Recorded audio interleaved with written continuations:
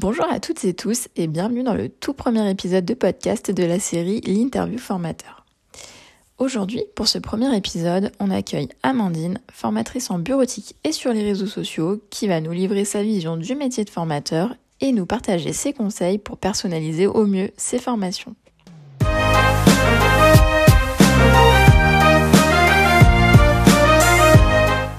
Bonjour Amandine.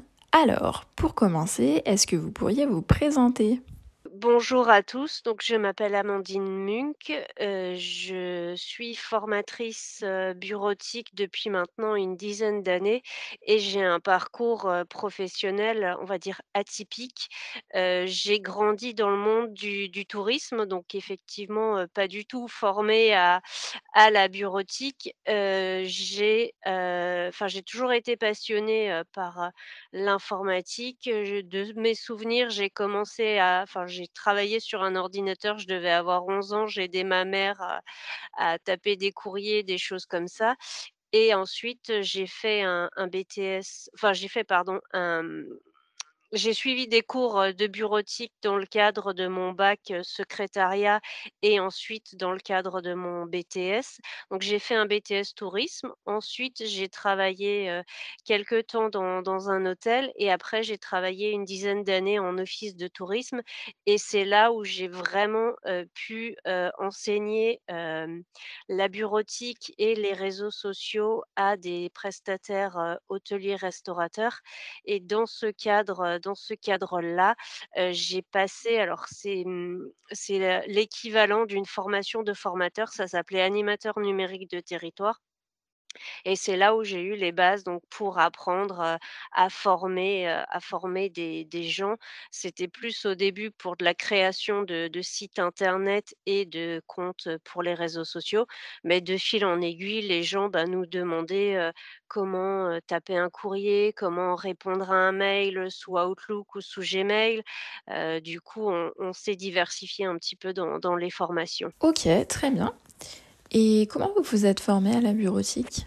J'ai suivi à l'époque en 2013, une formation qui s'appelait animateur numérique de territoire et dans le cadre de mon métier en office de tourisme, on suivait des formations, en intra, bureautique, Word, Excel, Publisher, Outlook. Donc c'est comme ça que j'ai appris vraiment les bases de la bureautique et à l'heure actuelle, je me forme, moi-même, en regardant des tutos, YouTube ou, j'ai le site de la bibliothèque, où j'habite qui met gratuitement en ligne des formations pour mieux utiliser les outils bureautiques ou les réseaux sociaux. Donc ça me permet d'être, toujours à la page et de savoir, les dernières innovations et de répondre, au mieux à la demande des stagiaires. Et qu'est-ce qui vous a donné envie finalement de devenir formatrice en bureautique et sur les réseaux sociaux ? Ce qui m'a donné envie, c'est déjà, lorsqu'en 2013, on a lancé quand j'étais en office de tourisme, les premières formations, pour la création de sites internet. À l'époque, c'était sur Jimdo parce que c'était quelque chose qui était, assez facile, à utiliser. Quand j'ai vu que le premier stagiaire que j'ai formé avait réalisé son site, assez bien et qu'il le mettait à jour au fur et à mesure du temps, il avait en même temps créé un compte, Facebook et je me suis dit, mes explications et le cours qu'on lui a fait devaient être assez clairs et c'est comme ça que en 2018, du coup, j'ai démissionné de mon travail et j'ai ouvert, mon auto-entreprise pour me lancer vraiment dans la formation, en faire, mon métier principal et je me rends compte que, j'aime partager mon savoir et j'ai un bon relationnel et un bon feedback avec, les stagiaires donc ils sont tout contents des fois, ils m'envoient des petites, captures d'écran de ce qu'ils ont réussi à faire et même là, j'ai formé, avec ABC Formation, une dame qui a, je pense une cinquantaine d'années, qui est, responsable dans une clinique, dans le sud-ouest de la France et qui devait se mettre aux réseaux sociaux. Elle connaissait rien du tout et quand je vois les publications qu'elle fait, je me dis: «Ah bah, voilà, on a j'ai su transmettre et elle s'en sort, haut la main». Ok, super.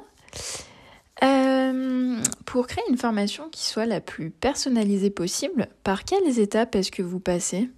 Alors, en général, c'est vrai que je reçois donc si je prends l'exemple d'ABC Formation, vous m'envoyez, les lettres de mission avec les attentes de chaque stagiaire. Ce que je fais avant de créer mon support de formation, j'appelle la stagiaire et j'ai un questionnaire, alors j'appelle ça une fiche, d'évaluation. Donc sur Word, par exemple, je lui demande si elle a déjà utilisé Word, si elle sait enregistrer un fichier, si elle sait, modifier la taille, si elle sait faire une en-tête, un pied de page, enfin toutes ces petites choses-là et en fonction de ces réponses, je vais aussi adapter mon support de formation. Ça sert à rien que je lui apprenne à faire une table des matières si elle ne sait pas, taper du texte ou modifier la taille ou mettre une liste à puces. Et une fois que j'ai fait cette évaluation, souvent par téléphone avec la personne, après je me base aussi sur le référentiel TOSA en fonction de ses attentes et du coup j'essaye d'être le plus proche possible du référentiel TOSA pour construire, mon support de formation. Ok, très bien. Donc en fait, vous réévaluez le niveau de vos apprenants en début de formation grâce aux tests que vous évoquiez à l'instant, c'est ça? C'est ça, tout à fait. Ce petit questionnaire, même si je sais que chez vous, sur ABC Formation, vous leur posez aussi, différentes questions, mais c'est vrai que j'aime bien quand même avoir un second retour, on va dire et je les évalue, comme ça et au cours de la formation, je fais des petits tests, de révision pour passer d'un chapitre à l'autre ou d'un module à l'autre pour voir si effectivement ils ont bien retenu tout ce qu'on a vu. Très bien. Et les tests, que vous faites au fur et à mesure, c'est vous qui les créez du coup Oui, ou? c'est des petits exercices de révision en général. Alors je me base, quand, vraiment je coince, je m'inspire d'un site qui est assez bien fait, qui s'appelle Click Formation et qui ont des fois en fonction du niveau, si c'est un niveau, débutant, un niveau opérationnel ou un niveau avancé, ils ont des exercices tout faits avec des corrigés donc je je refais, je prends pas forcément tous les exercices mais j'en prends, je fais un mix et pour avoir quelque chose de plus juste et qui fait réviser, si par exemple on a créé une liste à puces, on a mis une en tête, bah, je vais leur faire un petit test, là-dessus, savoir, je suis à côté mais du coup, ils se débrouillent tout seuls pour voir si vraiment c'est acquis. Si c'est pas acquis, bah, je reviens dessus jusqu'à ce que ça soit, correct. Ok, très bien. Je ne connaissais pas du tout cet outil. C'est bon à savoir. Et à part celui-ci, du coup, sur quel type de support est-ce que vous aimez vous appuyer? Après, il y a aussi beaucoup toutes les vidéos YouTube, notamment pour Excel. C'est vrai que des fois, expliquer comment, faire, par exemple, une formule de recherche V, je vais plutôt, intégrer la vidéo dans mon support de formation. C'est parfois beaucoup plus parlant que d'expliquer, tout en faisant la manipulation. Là, au moins, la personne, fait tout et en général, elles sont assez bien faites, elles durent pas trop longtemps et jusqu'à maintenant, les stagiaires ont assez bien compris, c'est sachant que quand je me base sur des vidéos YouTube et qu'il y a des moments que j'estime un petit peu compliqués, je fais une pause, je réexplique et je relance la vidéo après. Alors, généralement, qu'est-ce que vous faites pendant la première heure de formation? Comment est-ce que vous aimez démarrer vos formations? Bah, en général, je refais un petit point. Bah, déjà, je me présente, je refais, brièvement mon parcours et je dis que je travaille, je suis, formatrice, freelance, et que je suis enfin, je enfin je sous-traite, mais que je travaille pardon pour ABC Formation, je cherchais le bon mot. Et du coup, ensuite, je refais un petit point, bilan avec eux en disant: «Voilà, vous m'aviez dit que vous souhaiteriez, être plus à l'aise, sur les outils, bureautiques ou si vous avez besoin de gérer un compte sur un réseau social». Donc je refais un petit point et en général, je leur détaille point par point ce qu'on va voir, tout au long du cycle de formation. Donc, par exemple, pour, Word, ça va être, bah, je refais même s'ils connaissent, je refais une introduction, bah, sur, tous les onglets qu'il peut y avoir, dans le ruban Word, et ensuite, bah, j'explique tout ça et après on commence vraiment la formation. J'aime bien refaire un point, revenir même s'ils connaissent. Il y a certaines, fonctionnalités qu'ils n'ont jamais utilisées ou, si c'est, une nouveauté du logiciel qu'ils ne connaissent pas forcément. Bien entendu, c'est vrai que ce que j'ai pas dit, dans l'évaluation aussi, je demande toujours, enfin, j'essaye de demander la version du logiciel ou si c'est effectivement la suite Microsoft Office ou si c'est LibreOffice parce que c'est pas les mêmes choses et pour les réseaux sociaux, bah, la première chose que je leur demande, c'est s'ils doivent créer une page, s'ils ont un compte, personnel. Donc sans compte, on peut pas créer de page. Donc après je m'adapte aussi, à leur, niveau et à leurs, besoins et c'est vrai que je prends peut-être pas une bonne heure, mais je prends bien au moins une bonne demi-heure, avant de commencer la formation pour vraiment être sûre qu'on est OK là-dessus. Il m'est arrivé au tout début, bah, la toute première re formation que j'ai, fait avec vous, hem, la dame avait répondu à votre questionnaire et elle avait dit qu'elle avait un niveau, avancée sur Excel et au final, elle ne savait même pas comment faire une addition et enfin des choses basiques. Donc heureusement, j'avais une semaine pour refaire mon support de cours quasi en intégralité. Du coup, c'est pour ça que j'ai intégré mon questionnaire, en amont comme ça au moins j'ai plus de soucis de petits couacs. Bon, bien entendu, il y a toujours quelques petites modifications à faire entre chaque stagiaire. Ils ont pas forcément les mêmes niveaux, mais voilà un petit peu comment je fonctionne. Ok, très bien. En général, dans le cadre de vos formations bureautiques, quels sont les objectifs de vos apprenants? C'est surtout des personnes qui veulent s'améliorer sur le plan professionnel, j'imagine. Alors oui, jusqu'à maintenant, j'ai eu beaucoup de personnes, bah, du fait du premier confinement qui se sont rendus compte qu'ils étaient un petit peu, enfin qu'ils avaient quelques faiblesses, sur Word, Excel, PowerPoint ou Outlook et maintenant de plus en plus, ça fait 3-4 stagiaires que j'ai, qui sont, à la pré-retraite ou qui savent qu'ils vont être bientôt à la retraite et du coup qui se rendent compte qu'ils ne savent pas utiliser correctement, leur ordinateur ou qu'ils ne savent pas taper un courrier et ils ont besoin d'une petite mise à jour pour être plus à l'aise. Bah, vu que maintenant toutes les démarches sont dématérialisées, donc ne serait-ce qu'envoyer avec un mail avec une pièce jointe, si on ne l'a jamais fait dans le cadre de son travail, c'est pas évident toujours donc c'est vrai que maintenant, il y a de plus en plus de gens effectivement, je dirais c'est 50%. 50% pour être plus autonome et plus efficace à l'utilisation, bureautique et les 50 autres bah, c'est des gens qui n'ont ça peut être, une aide-soignante, ça peut être une femme de ménage ou ça peut être une caissière qui a besoin d'utiliser son ordinateur et de taper un courrier, pour ses demandes personnelles et qui ne sait pas faire. Ok, très bien. Alors, est-ce que vous auriez une anecdote de formation à nous partager? Quelque chose de drôle ou qui vous a marqué, tout simplement? C'est une anecdote, oui et non. Je veux dire que les gens en ce moment, ils ont vraiment besoin de quelque chose, sur mesure. Je formais justement avec ABC Formation une dame à l'utilisation de l'ordinateur, au quotidien et un jour elle me dit: «Je sais que c'est peut-être pas dans vos capacités, mais j'ai besoin de créer une playlist musicale sur mon téléphone portable». Alors sur le coup, je me suis dit: «OK».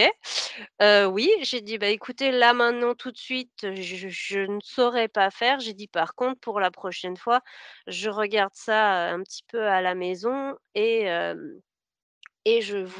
on essaiera de faire ça, ensemble». Donc effectivement, on a réussi. Elle voulait à la fois en faire une sur son ordinateur portable et à la fois sur son, téléphone portable. Donc c'est un peu, enfin une anecdote, drôle. Sur le coup, ça m'a un petit peu déstabilisée, mais finalement, je me suis rendu compte que les gens avaient besoin aussi d'être rassurés et d'être aidés, pas forcément que pour de la bureautique ou des réseaux sociaux, mais la formation devient de plus en plus large. Quel aspect est-ce que vous préférez dans votre métier de formatrice?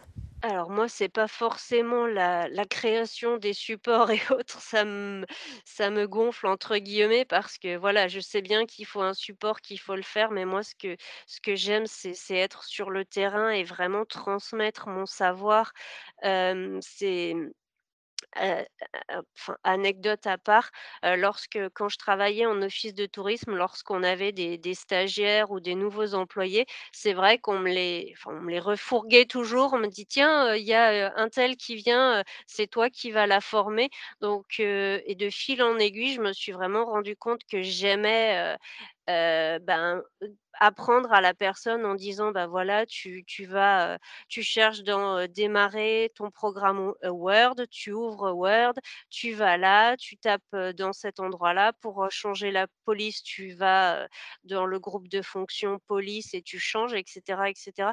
Donc c'est vraiment être sur le terrain et transmettre, tout ce que j'ai appris, je dirais un peu en autodidacte, et ça c'est vraiment cette partie-là du métier qui m'anime vraiment. C'est le fait de former et c'est vrai que j'ai parlé, avec, 2-3 personnes, qui ne sont pas dans ce métier-là, mais qui m'ont vue former. Ils m'ont dit: «Franchement, tu as un don, tu as quelque chose, ça passe super bien avec toi».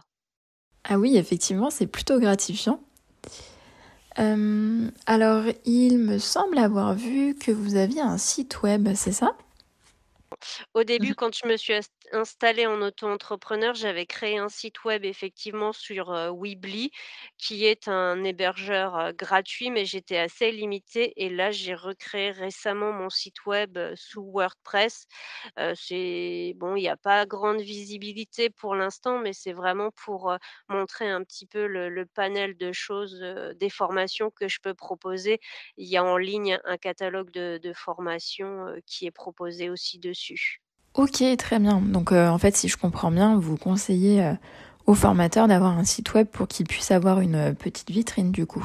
Oui, tout à fait. Les réseaux sociaux, je pense que dans le métier, c'est pas suffisant. Il y a tellement de monde maintenant qui se lance dans le domaine de la formation, qui ont les compétences ou qui n'ont pas les compétences. Mais je pense qu'avoir un site, web, notamment si on veut travailler avec des organismes de formation, c'est quand même une vitrine et comment dire? Nous on se sent plus légitime que si on a juste une page Facebook avec, le la petite bulle Messenger qui s'ouvre, contactez-nous si vous voulez avoir des informations. Les gens ont quand même pour ce genre, pour ces formations-là, ont besoin quand même de voir ce qui est proposé, de ce qu'on propose et que, ça soit, après après voilà, il y a effectivement des programmes types, mais après tout est faisable et tout est envisageable et du sur mesure, c'est ce que les gens veulent maintenant. Ils veulent vraiment du à la carte. Super, bah écoutez, merci beaucoup Amandine pour tous ces éléments. Merci à vous pour votre écoute. Vous retrouverez le site d'Amandine et le site d'ABC Formation Continue dans la barre d'informations. N'hésitez pas si vous avez des questions ou des suggestions de sujets que vous souhaiteriez qu'on traite via notre podcast et à très bientôt.